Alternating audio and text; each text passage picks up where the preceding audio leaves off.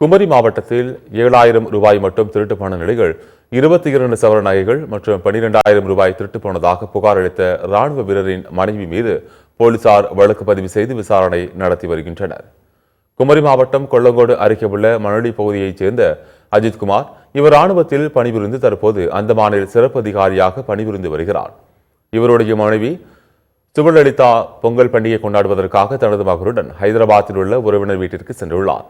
பின்னர் அவர் ஊருக்கு திரும்பிய போது வீட்டின் முன்பக்க கதவு கடப்பாறையால் உடைக்கப்பட்டு இருந்தது. இதனால் அவர் வீட்டு பீரோவில் இருந்த 22 சவர நகைகள் மற்றும் 12,000 ரூபாய் மாயமாக இருப்பதாக போலீசில் புகார் அளித்தார்.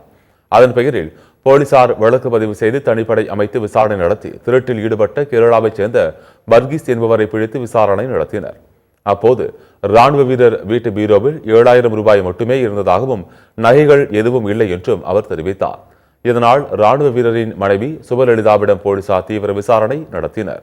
அப்போது கூடுதலாக பணம் நகைகள் கிடைக்கும் என்ற ஆசையில் புகார் அளித்ததாக சுபலலிதா தெரிவித்தார்.